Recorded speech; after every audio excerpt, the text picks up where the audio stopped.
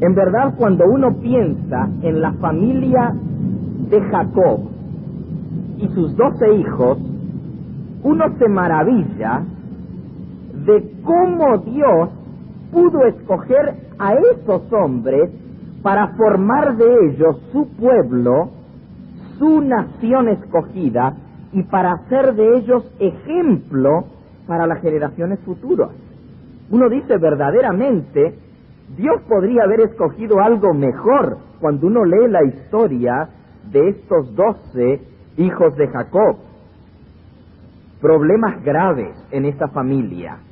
Ayer hablábamos de las luchas internas, comenzando con el padre de toda esa gran familia, Jacob, cómo él mismo engañó, personificando a su hermano. Cuando llegó el momento de recibir la bendición de la primogenitura, él se hizo pasar por Esaú.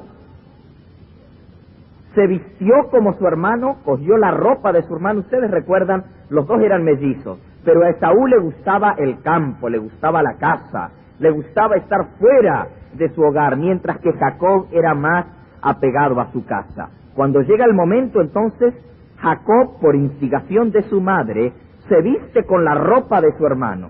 El anciano padre ya estaba ciego, no podía diferenciarlos. Entonces dice que como Esaú era muy velludo, se puso pieles encima para que cuando su padre lo tocase, no se diese cuenta de quién era. Y el anciano padre lo llama y le dice, acércate, hijo mío. Y Jacob no quería hablar mucho para que no lo reconociesen por la voz, pero algo tuvo que decir, y el padre dice, ¿eres tú mi hijo, Jacob? Y Jacob responde mintiendo, sí, padre mío. Y el viejito dice, la voz es la voz de Jacob. Perdón, yo había dicho, eres tú mi hijo Jacob, eres tú mi hijo Esaú. Y el hijo mintiendo dice, sí, yo soy. Y el padre dice, la voz es la voz de Jacob, acércate para que pueda tocarte. Y cuando se acerca dice, el olor es el olor de Esaú, el olor del campo. Cuando lo toca dice, los brazos son de Esaú, pero todavía la voz es de Jacob. Sin embargo, el viejito le da la bendición finalmente. Ahora, ¿por qué relato esto? Vean ustedes cómo Jacob engaña a su padre personificando a su hermano. El tiempo corre y ahora lo encontramos en Aram, en casa del que va a llegar a ser su suegro, y trabaja 7 años por la mujer a la cual él ama, y cuando llega ese momento, los papeles se invierten. Ahora Jacob es el engañado. A él le pasan el engaño que él mismo había hecho a su padre más de 7 años atrás. Imagínense cómo se dan vuelta las cosas. Y uno puede pensar, bueno, verdaderamente, ¿cómo es que no se dio cuenta? El historiador Josefo, historiador judío de hace más de 2000 años atrás, relata que Labán se encargó de mezclar en la bebida de la fiesta de bodas licor. Y le echaron licor a la bebida que tomaron en esa hora, y el suegro se encargó de emborrachar a Jacob para que éste no se diese cuenta del engaño. Ahora uno puede pensar, bueno, ese padre Labán, ¿cómo se atrevió a hacer eso? Pero piensen ustedes por un momentito, a mí lo que más me sorprende es que Lea se haya prestado para eso. Eso dice mucho de una mujer que a sabiendas, porque todavía Jacob, bueno, la tomó por esposa, pero él fue engañado. Pero Lea no estaba siendo engañada. Lea se prestó para todo ese esquema, se prestó para toda esa jugada, sabiendo que ella iba a ser entregada a un hombre para ser su esposa sin que él la quisiese. Eso muestra quizás el anhelo tan grande que esa mujer tenía de tener un hogar y una familia por sí sola, la envidia que tenía para con su hermana menor, que ella sí había conseguido esposo y ella no, y quizás muestra también, ¿no es cierto?, de que Jacob al fin y al cabo era un buen partido. Sin embargo, piensen ustedes en Lea. Piensen por un momento en la recriminación que Jacob le debe haber pasado a Lea cuando se dio cuenta del engaño por la mañana. ¿Qué palabras le habrá hablado? ¿De qué manera la habrá tratado? El desprecio que habrá tenido para con ella, el odio al haber sido engañado y al darse cuenta que no le iban a dar a Raquel, el trato que habrá tenido esa mujer al principio, el cinismo con que habrá sido tratada, y luego al correr de los años, el esposo se va acostumbrando de tanto sentarse en la misma mesa, pero no la quiere, no la ama. Y ayer descubrimos un poquito, investigamos lo triste que debe haber sido esa mesa familiar, con esa rivalidad entre las hermanas, esa separación, porque tanto como Esaú y Jacob eran bien diferentes el uno del otro, también Lea y Raquel eran completamente distintas. Raquel, la Biblia nos la describe como una mujer suave, delicada, refinada, hermosa, con un carácter muy dócil, muy amable, muy cariñosa, mientras que Lea no era de la misma manera, era completamente distinta. Estas dos hermanas no se parecían en nada entre sí, así como Jacob no se parecía en nada a Esaú. Y la división que existía entre estas dos hermanas se fue ahondando más y más con el correr de los años. Ahora, hermanos, cuando nosotros pensamos en todo esto, la sierva de Dios nos dice: los graves errores, el pecado de Jacob, su engaño, su mentira para con su padre y la serie de sucesos que había acarreado no dejaron de ejercer su influencia para el mal. Y ella produjo amargo fruto en el carácter y en la vida de sus hijos. Cuando estos hijos llegaron a la virilidad, cometieron graves faltas. Las consecuencias de la poligamia se revelaron en la familia. Este terrible mal tiende a secar las fuentes mismas del amor y su influencia debilita los vínculos más sagrados. Esto es algo terrible, hermanos. El adulterio o la poligamia, en este caso, seca las fuentes mismas del amor. Los celos de las varias madres habían amargado la relación familiar. Los niños aprendieron desde niñitos a ser peleadores, contenciosos, contrarios a la disciplina y a la corrección, y la vida del padre fue nublada por la ansiedad y por el dolor. Bien amarga fue la vida en ese hogar.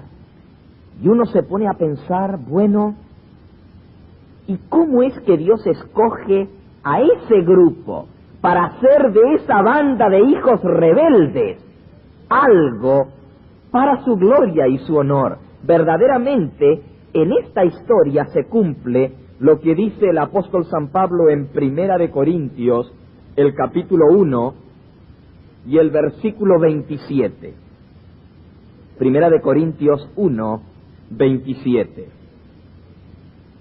Sino que lo necio del mundo escogió Dios para avergonzar a los sabios, y lo débil del mundo escogió Dios para avergonzar a lo fuerte, y lo vil del mundo y lo menospreciado escogió Dios, y lo que no es, para deshacer lo que es, a fin de que nadie se jacte en su presencia. Verdaderamente podemos decir que Dios escogió lo vil y lo despreciable para demostrar que aún del material que parece no servir, Dios puede hacer buena madera para gloria y honra suya.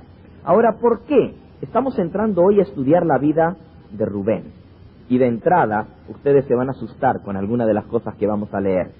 Y alguno se podría preguntar, Bueno, ¿por qué Dios permitió que en la Biblia, su libro santo, se registrasen todas esas historias tan prácticamente morbosas, sucias, de pecados tan horrendos, tan terribles? ¿Por qué en la Biblia están registradas las faltas de esos hombres?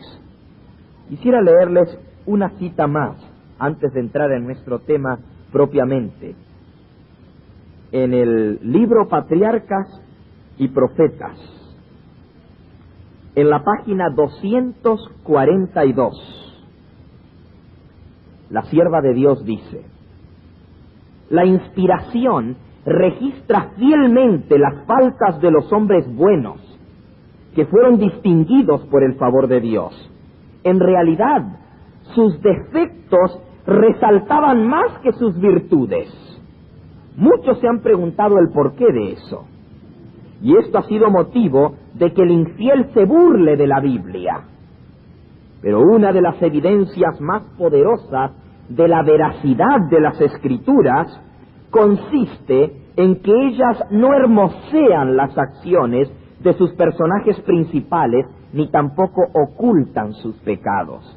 Si ustedes leen cualquier libro de biografía, ustedes van a descubrir que normalmente se escribe lo bueno de esa persona. Muy raras veces se escribe lo malo.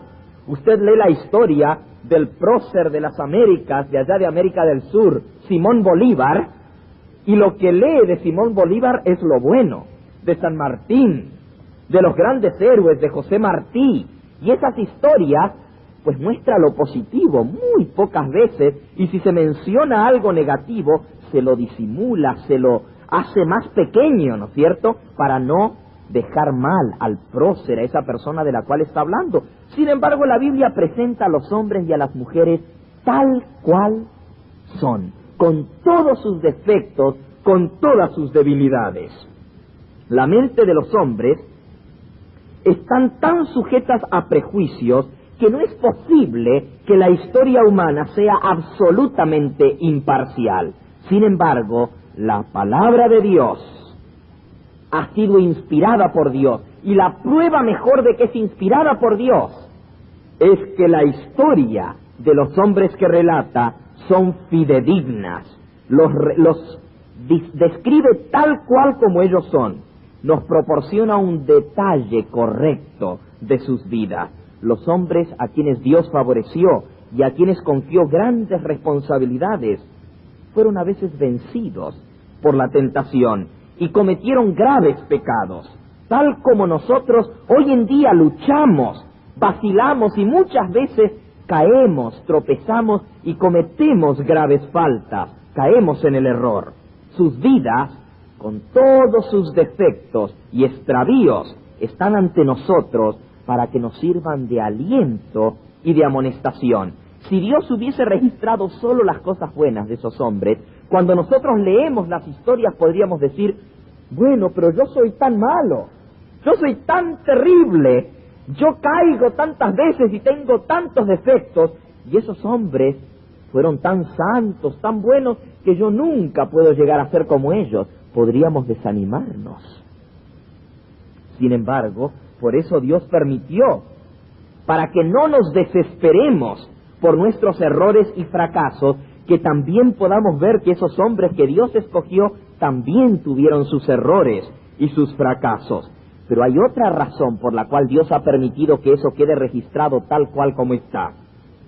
Al ver nosotros cómo ellos lucharon con desalientos iguales a los nuestros, cómo cayeron en la tentación, pero se levantaron y llegaron a triunfar mediante la gracia de Dios, también nosotros podemos sentirnos animados en nuestra lucha por llegar a ser como Cristo. Así como ellos, aunque vencidos algunas veces, recuperaron lo perdido y fueron bendecidos por Dios, también nosotros podemos ser vencedores mediante el poder de Cristo Jesús. Ahora, también sus vidas pueden servirnos de amonestación para que no caigamos en los mismos errores que ellos cayeron. Y con esta introducción vamos ahora directamente al estudio del primer hijo de Jacob, el mayor, el hijo primero de Lea, la esposa no amada. La historia del nacimiento de este muchacho la leímos anoche. Está en Génesis capítulo 29 y versículo 32. Concibió Lea y dio a luz un hijo y llamó su nombre Rubén, porque dijo: ha mirado Jehová mi aflicción, por tanto me amará ahora mi marido. ¿Saben lo que significa el nombre Rubén? Ru, en hebreo, quiere decir mira, y Ben quiere decir hijo. ¡Mira, un hijo! Eso fue lo que dijo Lea, y le puso ese nombre. ¡Mira, un hijo! ¡Qué alegría la de esa madre al ver un hijo! Ahora quizás el corazón de mi marido se va a unir a mí. Rubén fue el primogénito, y en aquella época ser primogénito era un privilegio muy grande. El hijo mayor, varón, recibía todos los derechos, doble porción de la herencia. Llegaba a ser el líder de su familia, no solamente el líder político, o sea, el gobernante, el que dirigía la familia, sino también el líder espiritual. El sacerdocio recaía sobre el primogénito, y una doble porción de la primogenitura. O sea que si un padre tenía 2 hijos, él dividía la herencia en 3. Le daba al menor una parte y el mayor recibía doble porción de la herencia, 2 partes. Si el padre, como en el caso de Jacob, tenía 12 hijos, dividía su herencia en 13. Todos recibían una porción igual, pero el primogénito recibía doble porción de la herencia, o sea, 2 en vez de una. Ese era el privilegio de Rubén.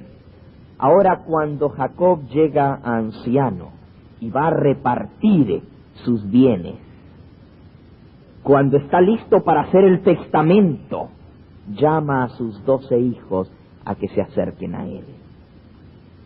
Y esa historia la encontramos nosotros en Génesis capítulo 49. Según vimos anoche, esto no solamente es una historia del testamento de Jacob, sino que por inspiración de Dios, Jacob recibió el espíritu de inspiración de parte de Dios y profetizó el carácter de sus hijos y la historia que ellos llegarían a efectuar. Incluso por la inspiración de Dios alcanzó a ver hasta los postreros días, porque dice el versículo 1 de Génesis 49, y llamó Jacob a sus hijos y les dijo: juntaos, y yo os declararé lo que ha de acontecer. ¿Cuándo? En los postreros días, en los días venideros. Y la palabra aquí que se usa es los días finales, los días postreros. Y entonces comienza él a mencionar uno por uno los nombres de sus 12 hijos. Y al describir a esos hijos, también habla de su carácter, de cómo son ellos, de sus defectos y sus virtudes. Y esto nos da la base para entonces entender nosotros los distintos caracteres y ver la historia de estos jóvenes, cómo ellos llegaron a vencer sus defectos de carácter. Comencemos con el primero. Versículo 2. Juntaos y oíd, hijos de Jacob, y escuchad a vuestro padre Israel. Y ahora menciona el nombre de su primer hijo, el mayor, Rubén. Tú eres mi primogénito, mi fortaleza, el principio de mi vigor. Podemos ver aquí al viejito allí sobre su cama, ya ancianito y enfermo, llenándose de orgullo al ver a sus 12 hijos y al dirigir su mirada al primero, al mayor, se recuerda de sus años, cuando tuvo a ese primer hijo y le dice: Rubén, tú fuiste mi primogénito, mi fortaleza, el principio de mi vigor, de mi virilidad, principal en dignidad, principal en poder. Pero ahora lo describe. Versículo 4. Impetuoso como las aguas, no serás el principal, por cuanto subiste al lecho de tu padre. Entonces te envileciste subiendo a mi estrado. Primero el padre describe lo que Rubén podría haber llegado a ser, lo que estaba destinado a ser por ser el primogénito. Rubén, tú eres el primogénito, el principio de mi vigor y mi virilidad. Podrías haber llegado a ser el principal en dignidad, el principal en poder, pero tienes un problema, Rubén, un problema muy grave que te ha costado todo en tu vida. Eres impetuoso como las aguas. Ahora, la palabrita que usa aquí en el hebreo al hablar Jacob, que está registrado, ustedes saben que la Biblia se escribió, el Antiguo Testamento, ¿en qué idioma? En hebreo. Usa una palabrita que quiere decir inestable. Más que impetuoso, la palabra impetuoso da el sentido, pero no exacto. Tiene más bien que ver con algo inestable, algo que por lo mismo que es inestable se precipita. Vean qué tipo de carácter describe esta descripción. Inestable como el agua. O sea, un carácter vacilante, un carácter movible, un carácter que se acomoda a las circunstancias. ¿Qué cosa más inestable y más acomodaticia que el agua? Toma la forma del recipiente que la contiene. Ahora miren qué tipo de carácter describe esto. Inestable como el agua. El agua siempre busca ir hacia dónde. El agua que corre va hacia dónde. Hacia abajo. Y toma siempre el camino de menor resistencia. Nunca va hacia arriba. Nunca va a atravesar un obstáculo. ¿Qué hace? Le va por alrededor. Si viene el arroyo cayendo y se encuentra que hay una roca en el medio, no la va a quitar del medio. Lo que hace es esquivarla. Esquivar las dificultades. Buscar el camino más fácil. Siempre cuesta abajo. ¿Qué carácter? Inestable como el agua. Cuando nosotros estudiamos la vida de Rubén, nos damos cuenta que exactamente ese era su carácter. Por ejemplo, ustedes saben que el carácter se va formando con los pequeños detalles de nuestra vida a diario, con cada cosa que nosotros hacemos, pensamos, repetimos, se va formando nuestro carácter. Son las cosas sencillas de la vida las que van formando nuestro carácter, pero ese carácter se pone a prueba en los momentos decisivos, en las crisis de la vida, es cuando nos damos cuenta del tipo de carácter que tenemos, cuando es probado por una crisis. No es en la crisis donde se desarrolla el carácter, allí es donde se prueba y sale a luz lo que es, pero en las cosas comunes de la vida es donde desarrollamos el carácter. Ahora, en la vida de estos jóvenes hubieron varias crisis que nos demuestran el tipo de carácter que ellos tuvieron. Y en la historia de las tribus hay varias crisis en la Biblia que nos van a ayudar a ver el tipo de carácter que tenían los rubenitas. Comencemos por su progenitor, Rubén. Él era el primogénito, y en aquella época el primogénito era respetado. Los hermanos menores siempre obedecían al hermano mayor. Ahora, algunos de ustedes pueden imaginarse que quizás los dos hermanos tenían mucha diferencia de edad, porque si eran dos hermanos, pues por lo menos tendrían 12 años de diferencia, pero no fue así, porque recuerden que no eran todos hijos de la misma madre, eran hijos de Lea, eran hijos de Raquel, de Bilha y de Zilpa. Cuando nosotros estudiamos el registro sagrado, descubrimos que del mayor, que era Rubén, hasta el menor, que era Benjamín, había solamente 6 años de diferencia. O sea que todos los muchachos estaban entre 6 años de diferencia, del mayor al menor. Así que era un grupo de jóvenes bastante homogéneo en cuanto a edad se refiere. Sin embargo, Rubén era el primogénito y debiera habérsele respetado. Vean, sin embargo, el tipo de carácter que tenía. Inestable como el agua, era influenciado por los demás, no tenía columna vertebral, no sabía pararse y decir, esto se hace así. Temía el qué dirán. Véanlo en Génesis capítulo 37. Aquí está la historia de cuando José es vendido por sus hermanos. Ustedes recuerdan el contexto de la historia. José era el hijo ¿de quién? De Raquel. Y Raquel era la esposa amada. No había podido tener hijos hasta que finalmente Dios le da un hijo. Y ahora Jacob comienza a mostrar favoritismo por este muchacho. La historia es muy interesante. Los hermanos eran bastante malos. Ya vimos por qué habían desarrollado defectos de carácter. José, sin embargo, era un poco distinto. Él tenía la nobleza de carácter de su madre. Había heredado esa sencillez, esa disposición amable, esa hermosura de carácter que tenía su madre. Y al ser diferente, era siempre el punto de ataque de los hermanos, especialmente porque él era el hijo favorito de su padre.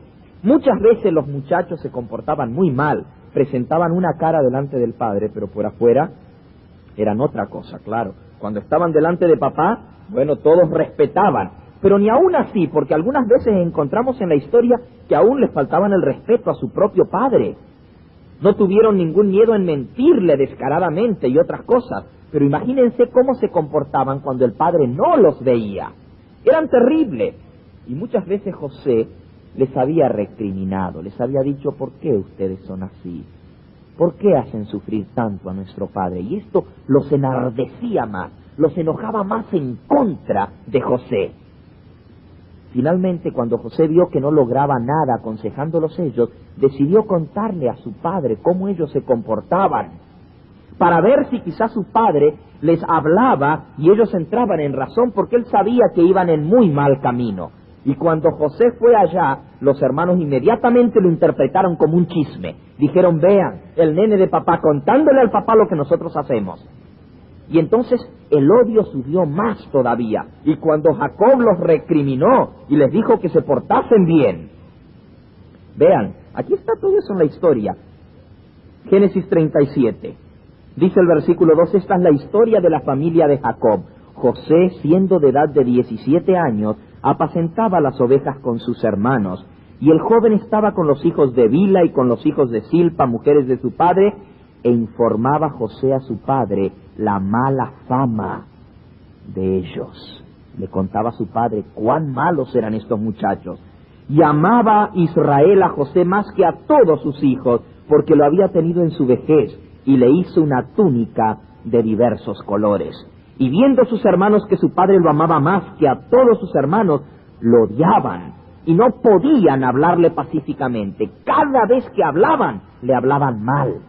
Fíjense, no podían hablarle pacíficamente. Era un odio que tenían contra el hermanito menor que no lo podían ver. Las cosas se pusieron peor cuando José tuvo un sueño. ¿Se acuerdan el sueño de José? José soñó y inocentemente se lo contó a sus hermanos, que él había visto manojos de espigas en medio del campo. Y el manojo de él se levantaba derecho y erguido, y todos los manojos de los demás hermanos se inclinaban delante de él. Imagínense lo que esto hizo en la mente de sus hermanos. Era peor el odio, los encendió en contra de él. Él inocentemente les contó el sueño que había tenido y después tuvo otro sueño, donde él veía el sol, la luna y 2 estrellas, y todas las 11 estrellas y el sol y la luna se postraban delante de él. Ese fue el colmo. Dijeron: basta, no queremos más de tus sueños. Se fueron lejos a llevar las ovejas. Y ahora el padre decide enviar a José para llevarles comida. Ustedes saben, cuando uno está lejos del hogar, no tienen facilidades para cocinar ni nada, les manda queso, les manda pan, cosas hechas allá en la casa, para que los muchachos tuviesen algo distinto que comer de la dieta de todo el tiempo. Y José es enviado. Y después de un viaje largo, de 63 kilómetros a pie, José llega a un lugar, no encuentra a los hermanos, se habían ido a otro lugar, le indican que se fueron más al norte y él sigue camino hasta que llega allá. Y sus hermanos lo ven venir desde lejos. Y solo de verlo y ver la túnica de colores que el padre le había regalado, se les enciende otra vez el odio en contra de él. Y dicen: allá viene el soñador. Dice el versículo 18: cuando ellos lo vieron de lejos, antes que llegara cerca de ellos, conspiraron contra él para matarle, y dijeron el uno al otro: he aquí viene el soñador. Ahora pues venid, matémosle, y echémosle en la cisterna, y diremos: alguna mala bestia lo devoró, y veremos qué será de sus sueños. Imagínense los hermanos planeando el asesinato de su propio hermano. Así eran de malos, no tenían ningún tipo de escrúpulos. Matar a su propio hermano.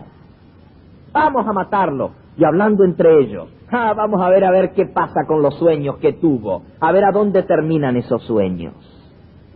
Fue entonces cuando Rubén lo oyó. Ahora vean que Rubén en sí no tenía malas intenciones en su corazón. No era tan depravado como los demás. Dice el versículo 21: cuando Rubén oyó esto, lo libró de sus manos y dijo: no lo matemos. Y les dijo Rubén: no derraméis sangre, echadlo en esta cisterna que está en el desierto, y no pongáis mano en él. Dijo: no nos ensuciemos las manos con la sangre de nuestro hermano, echémoslo ahí que se muera solo. Ya si se murió, bueno, no lo matamos nosotros, se murió. Sin embargo, él pensaba librarlo de sus manos para hacerlo volver a la casa de su padre. Él tenía buenas intenciones. Ahora él era el mayor. Él podría haber dicho: no, esto no se hace. ¿Cómo vamos a matar a nuestro hermano? Sus hermanos le hubiesen escuchado. Si él se oponía, no podían hacerlo. Con que uno solo se opusiese no se podía hacer, porque ese luego le iba a contar al padre, y entonces ese era el fin de todos los hermanos. Rubén podría haber dicho: no, señores, esto no se hace. Pero él tenía miedo al qué dirán.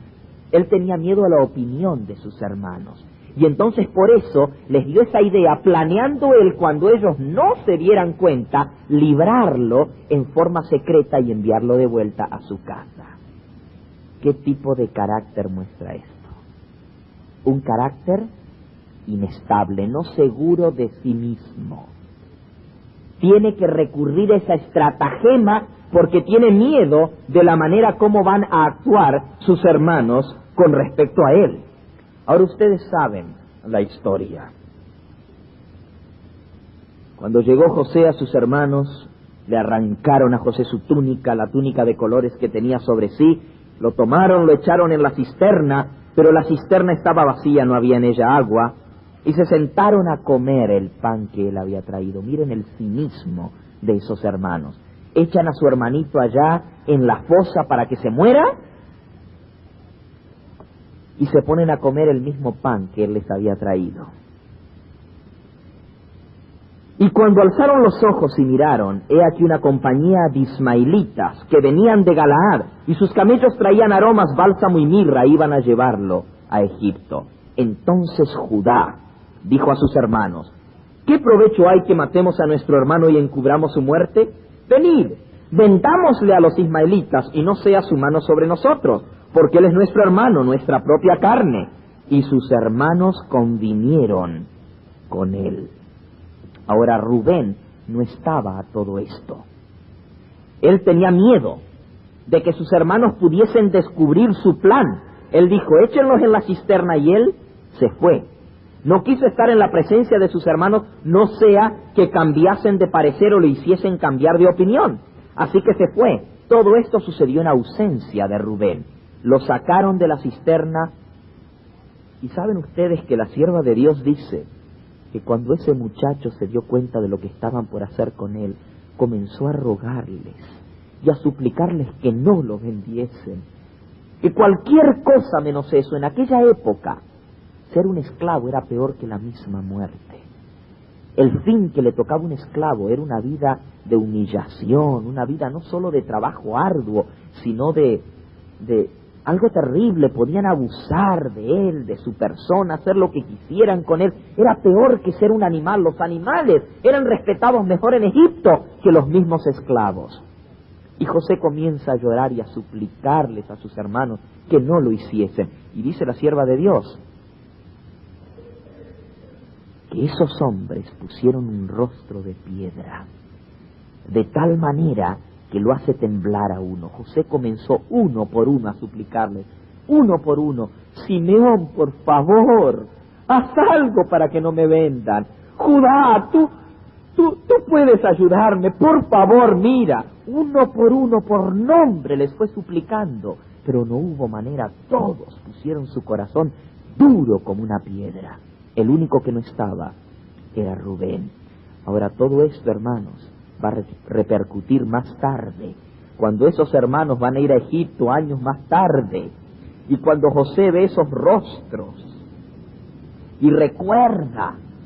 ¿Saben ustedes que José fue el mismo historiador judío? Dice, Judá fue el de la idea de venderlo, pero el que lo ató de manos y pie fue Simeón. Simeón lo ató, y por eso cuando estuvieron en Egipto, José mandó a la cárcel a Simeón para ver cómo ellos reaccionaban. Ahora, cuando Rubén regresa, dice el versículo 29, después Rubén volvió a la cisterna y no halló a José dentro, y rasgó sus vestidos y volvió a sus hermanos y les dijo, el joven no está, ¿a dónde iré yo? Ahora noten la desesperación de Rubén. Era de buenas intenciones, pero no tenía carácter. No sabía dirigir a sus hermanos. Cuando ellos le dijeron que lo habían vendido, muy fácil le hubiese sido a Rubén decir, no, esto no puede ser así. Podrían haber hecho una caravana, salir corriendo detrás del muchacho. Tomase el tiempo que les tomase, los podrían haber alcanzado a la noche, porque las caravanas de camellos siempre descansaban en la noche a dormir, conocían el camino hacia Egipto. Él podría haber buscado animales y salir en persecución de su hermano. ¿Podrían haberlo comprado de vuelta a los ismaelitas? Ningún problema. Sin embargo, Rubén no pensó en eso. Pensó en el qué dirán de sus hermanos y pensó en él. ¿Y ahora qué haré yo? No dijo, ¿qué va a ser de mi hermanito que está vendido allá? ¿Qué haré yo? Pensó en él, no en su hermano. Ahora, la historia dice que ellos tomaron la túnica de José, mataron un cabrito de entre las cabras y tiñeron la túnica con sangre. Y enviaron la túnica de colores y la trajeron a su padre. Y le dijeron, encontramos esto en el camino. Reconoce ahora si es la túnica de tu hijo o no. Y él la reconoció y dijo, la túnica de mi hijo es. Alguna mala bestia lo devoró. José ha sido despedazado. Y Jacob rasgó sus vestidos y puso cilicio sobre sus lomos y guardó luto por su hijo por muchos días. Muy pocos imaginaban esos muchachos el dolor que le iban a causar a su padre. No estaban preparados para ver la manera como reaccionó Jacob. Ellos sabían que el hombre se iba a preocupar, que iba a llorar, que le iba a doler, pero nunca se imaginaron que iba a ser tan terrible. Se levantaron todos sus hijos y todas sus hijas para consolarlo, mas él no quiso consuelo y dijo, descenderé enlutado a mi hijo hasta el Seol. Y lo lloró su padre, dijo, no me voy a quitar este luto hasta que me muera, hasta que me entierren. Yo no puedo dejar el luto de mi hijo. Ahora, en ese momento Rubén muy bien podría, al ver el dolor de su padre, haberle dicho la verdad. Al fin y al cabo, él no estuvo en el plan de venderlo. Bien se podría haber mandado, Jacob era un hombre rico, a buscar a José, a comprarlo de vuelta allá en Egipto. Pero miren ustedes a dónde lleva una mentira, a dónde lleva un mal acto, a encubrir otra cosa. Y estos muchachos, al ver a su padre sufriendo, no ablandaron su corazón. Al verlo llorar de esa manera, al ver que nunca más no se sentaba a la mesa y era solo dolor y sufrimiento, ¿creen ustedes que alguno de ellos dijo, le voy a decir la verdad a mi padre? Ah, sí, se miraban entre ellos a través de la mesa y todos bajaban la cabeza cuando su padre hablaba de José, pobrecito, lo devoró una bestia. Todos sabían la verdad y nadie se animó a abrir la boca. Increíble, pero cierto. Rubén no tuvo la firmeza de carácter para confrontarse con la realidad y contarle la verdad a su padre. Aquí lo vemos, inestable como el agua. Ahora, lo encontramos un poquito más adelante para que ustedes vean que no se podía confiar en él. Años más tarde, cuando vino esa hambre en Canaán, y Jacob mandó a sus hijos a Egipto porque escucharon de que allá había alimento. Claro, nada sabían de que José había llegado a ser el principal allá en Egipto. Vean ustedes lo que sucede un poquito más adelante, allá en el capítulo 42.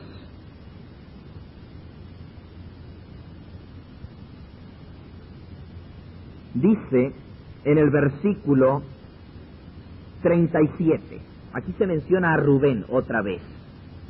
Recuerden la historia, los muchachos habían ido allá y José les había tratado de probar a ver cómo ellos eran, les hizo dejar a uno de los hermanos allí y les dijo, no vuelvan hasta aquí hasta que no me traigan a su hermano menor que dice que tienen, el tal Benjamín.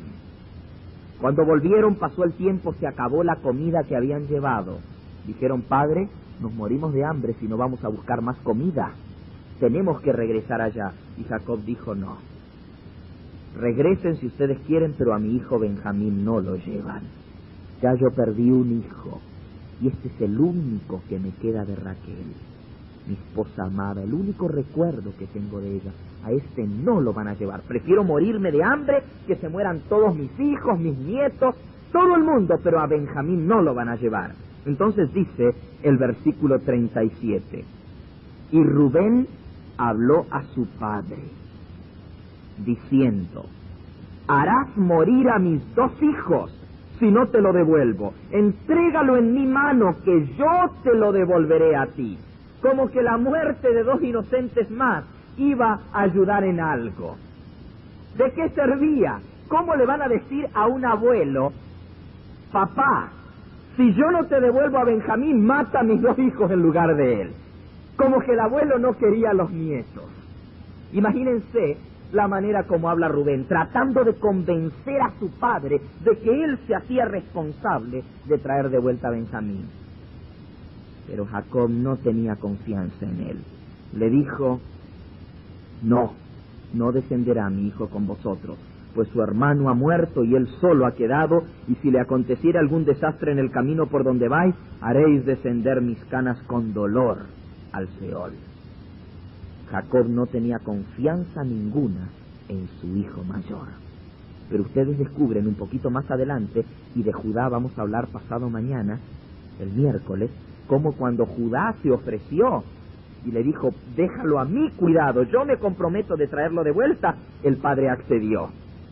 El carácter de Judá era muy distinto al carácter de Rubén. Según vamos a descubrir, Judá, noten que se hizo lo que él dijo de vender al muchacho. Judá tenía un carácter muy distinto. Este Rubén era inestable, vacilante, como el agua. Y Jacob le dijo allí en su cama de muerte, no serás el principal. Fíjense que no le da la primogenitura a él. Aunque era el primogénito, le dijo, no serás el principal. En Primera de Crónicas, capítulo 5, Primera de Crónicas, capítulo 5, encontramos nosotros cómo se dividió la herencia.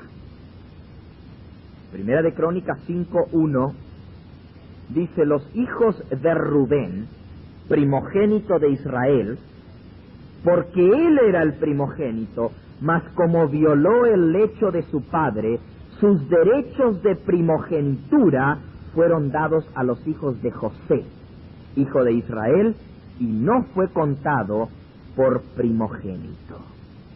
Perdió el derecho de primogenitura. ¿Por qué? Mis hermanos, si ustedes vuelven a Génesis 49, le dice, no serás el principal por cuanto subiste al lecho de tu padre, te envileciste subiendo a mi estrado. El carácter de Benjamín, el carácter de Rubén, era impetuoso como el agua, hacía las cosas sin pensar, al igual que su tío Esaú. Una vez, impetuoso como el agua, sin pensar en lo que estaba haciendo, vendió su primogenitura por un plato de lentejas. Ahora el sobrino Rubén, en un momento de locura, cambió sus derechos espirituales, su primogenitura, por un momento de placer, envileciéndose él, deshonrando a su padre y cometiendo un acto que dice el apóstol San Pablo, que ni aún se ve entre los gentiles. Ni aún entre los paganos se veía el acto que cometió Rubén, subiéndose al lecho de su padre. Sí, no serás el principal, le dijo Jacob. Y eso se cumplió. La tribu de Rubén no aportó ningún juez, ningún profeta, ningún hombre importante, ningún rey, ni ninguna persona de importancia, ningún héroe sale de la tribu de Rubén. No serás el principal. Y cuando la Biblia menciona a rubenitas, todos tienen el carácter inestable de su progenitor. Vean, por ejemplo, la historia en el libro de Números, el capítulo 16. Los que estuvieron conmigo en Berkshire, en el campamento el año pasado, recordarán que estudiamos el libro de Números y estudiamos la rebeldía de Coré, Datán y ¿cómo se llamaba el otro? Abirán. Los que se rebelaron en contra de Moisés y de Aarón. Vean ustedes de qué tribu eran. Coré, hijo de Iscar, hijo de Coat, hijo de Leví, y Datán y Abirán, hijos de Eliab, y On, hijo de Pelet, de los hijos de ¿quién? De Rubén. Estos hombres, Datán y Abirán, eran rubenitas, rebeldes, insatisfechos, inestables, impetuosos, corrientes como las aguas. Los rubenitas, cuando llegaron a la tierra prometida, ellos fueron los primeros que quisieron asentarse. Pidieron el primer territorio y les dieron de este lado del Jordán. O sea, antes del cruce del Jordán les entregaron a los rubenitas su territorio. Ellos buscaban lo más fácil, no querían pelear, no querían luchar por la tierra, expulsar a los cananeos, pidieron siempre lo más fácil. Pero así como eran inestables, impetuosos e inestables como el agua, se dejaban influenciar por los demás, fueron los primeros en caer en adulterio espiritual. Fueron los primeros en caer en la idolatría.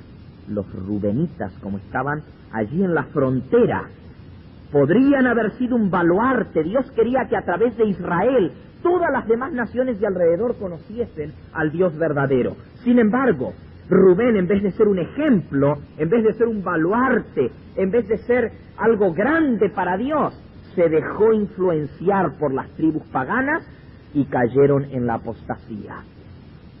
La tribu de Rubén, si ustedes estudian, están entre los primeros en ser llevados al cautiverio. por la idolatría, no llegaron a ser luces como Dios quería que ellos hiciesen. Y hermanos, el tiempo no me da para estudiar toda la historia de esta tribu. Aquellos que quieran investigar un poco más, pueden buscar en su Biblia, en una concordancia, todas las veces que aparece el nombre de Rubén o Rubenita, y buscar y hacer el estudio completo de esta tribu. Y van a descubrir que siempre tienen las mismas características: inestables, impetuosos, buscar el camino más fácil, dejarse influenciar por los demás, pensar en el qué dirán, no hacer las cosas por convicción, por certeza, sino simplemente por ver lo que dicen los que están a nuestro alrededor. Siempre el mismo problema.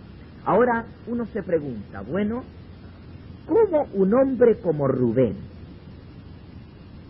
que cometió una falta tan grave, por la cual perdió la primogenitura, que tenía un carácter tan inestable, un carácter tan voluble como el agua, que se acomoda a todo, cómo puede el nombre de Rubén estar inscrito en una de las puertas perlinas de la ciudad de Dios?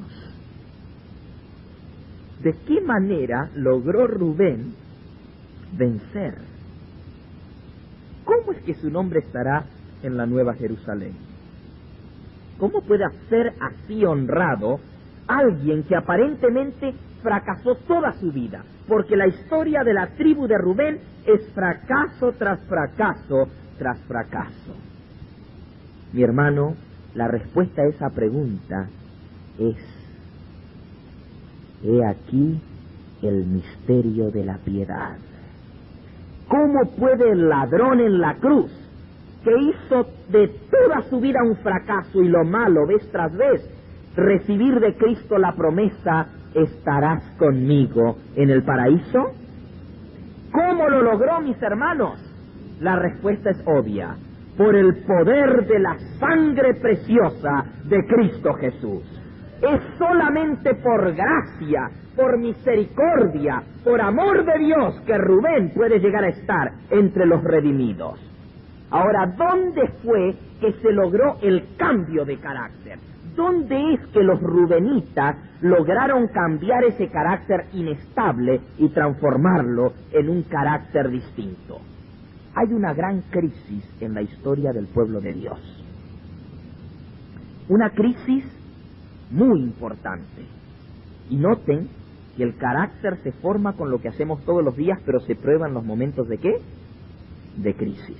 En esa gran crisis que tuvo el pueblo de Dios, es símbolo, por cierto, de la crisis final por la cual el pueblo de Dios va a tener que pasar. ¿Algunos de ustedes saben a lo que me estoy refiriendo? Hubo una gran batalla. Una batalla en Megiddo. La batalla de Megiddo. En el tiempo de una mujer que era gobernante de Israel. ¿Cómo se llamaba esa mujer que era gobernante de Israel y era profetisa? Débora. En tiempos de Débora, todas las naciones de Canaán, los enemigos del pueblo de Dios, hicieron una conflagración para aplastar a los israelitas, para correrlos de Canaán, para matarlos y destruirlos completamente. Se unieron todos los enemigos en contra del pueblo de Dios. Y en esa oportunidad sucedieron algunas cosas muy interesantes. Lo vamos a estudiar un poquito más durante esta semana. Pero en ese momento de crisis, la historia está en el libro de Jueces. Jueces. En el capítulo 4 y 5. Allí ustedes encuentran esa historia de los reyes de Canaán en contra del pueblo de Israel. En el capítulo 5 está el cántico de Débora, un cántico de victoria donde alaba a Dios por haberles dado la victoria. Y aquí se menciona lo que hizo cada una de las tribus en esa batalla. Vean lo que dice con respecto a Rubén. Los rubenitas. En el capítulo 5 y el versículo 15 y 16. Caudillos también de Isaacar fueron con Débora, y como Barak también Isaacar se precipitó a pie en el valle. Entre las familias de Rubén hubo grandes resoluciones del corazón. ¿Notaron eso? Entre las familias de Rubén hubo grandes resoluciones de corazón. Y el versículo 16: ¿por qué te quedaste entre los rediles para oír los balidos de los rebaños? Parece que al principio Rubén, según su carácter, buscó la manera más fácil. Que peleen las demás tribus, yo estoy tranquilo, de aquí no me van a quitar, ya tengo mi lugar bien establecido, pero las otras tribus allá, que tengan ellos su problema, ese no es mi problema. Dice que se quedó entre los rediles, pero cuando vio que la guerra estaba terrible y que los hijos de Dios estaban en peligro de perder la batalla, dice, entre las familias de Rubén hubo grandes propósitos del corazón. Hubo un cambio, mis hermanos, en este momento. Ahora esta batalla de Megiddo es símbolo de la gran batalla final de Armagedón. Otra vez, los que escucharon mi tema sobre Elías recordarán que Armagedón quiere decir monte de Megiddo. Armagedón y Megiddo son símbolo de la misma cosa, la gran batalla en el tiempo del fin, donde todas las naciones del mundo se van a unir en contra de ¿quién? Del pueblo de Dios otra vez, en contra del Israel moderno, y van a tratar de aplastarlo, de destruirlo. Pero en ese tiempo va a haber una tribu, la tribu de Rubén, que va a haber grandes resoluciones de corazón. Entre las familias de Rubén habrá grandes propósitos de corazón. Mis hermanos, aquí está el secreto. Aquí está el secreto donde vino el cambio. Vean ustedes que Moisés, al dar las bendiciones a las 12 tribus, en el capítulo 33 de su libro de Deuteronomio 33, cuando menciona cada una de las 12 tribus para darle su bendición, en el versículo 6 dice: viva Rubén y no muera, y no sean pocos sus varones. Viva Rubén y no muera.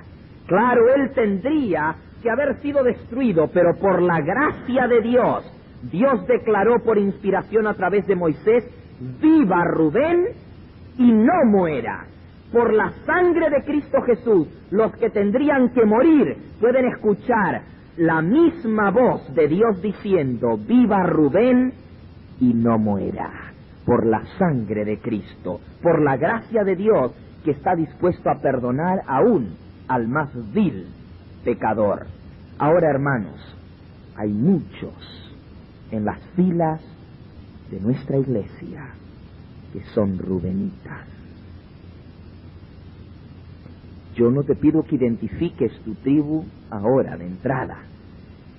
Espera un poquito para escuchar cómo son los demás caracteres y entonces podrás tomar tu decisión segura. Pero si tú crees que lo que hemos hablado en esta noche, un joven, un hombre de un carácter inestable, de un carácter impetuoso, que se enoja fácilmente, que actúa sin pensar, que tiene buenos propósitos por dentro, porque Rubén no era malo, tenía buenos propósitos, pero que en un momento destruye todo lo que puede haber hecho porque no piensa, porque se apresura como el agua a irse cuesta abajo, con un carácter inestable, con un carácter que cambia en un momentito de una cosa a otra. Si tú crees que tienes un carácter semejante al de Rubén, hay esperanzas para ti, mi hermano. Si tú te haces grandes resoluciones de corazón, si tomas el propósito de vivir por Dios y de lograr que tu nombre pueda estar inscrito en una de esas columnas en el templo de Dios, de pertenecer al grupo de los rubenitas que saldrán victoriosos por la sangre de Cristo, Dios puede cambiar tu carácter. Dios está dispuesto a darte la victoria si tú te lo propones. ¿Y qué mejor semana que esta para hacerte grandes propósitos de corazón? ¿Qué mejor semana de esta que estamos comenzando para decir, Señor, en esta noche yo me propongo, me hago un propósito firme de corazón, hago una decisión firme de que con la gracia de Cristo yo lograré vencer mis defectos de carácter? Sean cuales fueran, por la sangre de Cristo puedo salir victorioso.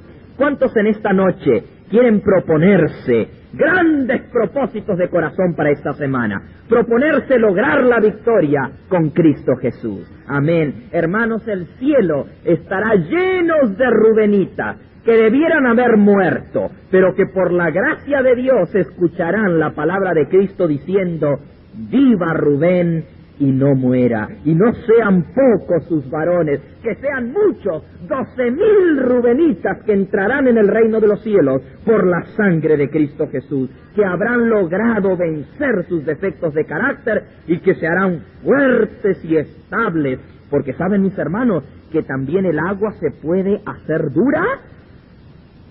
Cuando el frío la toca, se endurece. ¿Y saben ustedes el poder que tiene el agua? Aunque el agua siempre va para abajo, hay veces que el agua va para arriba. ¿Cuándo? Cuando usted coge el agua y le pone fuego de abajo, póngale la tapa y ponga a hervir ese agua a ver si aguanta la tapa cerrada.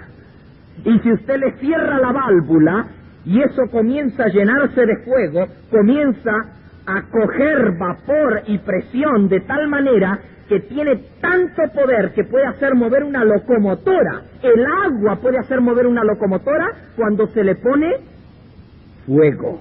El vapor tiene un poder tan grande y empuja para arriba que puede hacer hasta explotar una olla cuando está la válvula cerrada. Solo el agua, miren el poder que tiene. ¿Cuándo? Cuando se le aplica fuego. Mis hermanos, con el fuego de Dios que purifique todos nuestros defectos de carácter, con el fuego de Dios que es el Espíritu Santo, también yo puedo ir hacia arriba, hacia Cristo Jesús.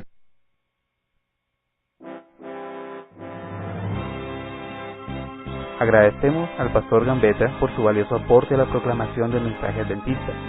Visite su página en internet www.elevangelioeterno.com. La grabación de este tema en formato digital es un servicio del Ministerio Evangelio Eterno. Para obtener gratuitamente estudios selectos de la Biblia y de los escritos de Elena G. White, o para solicitar nuestras publicaciones impresas, diríjase a www.hogarysalud.com y www.evangelioeterno.com.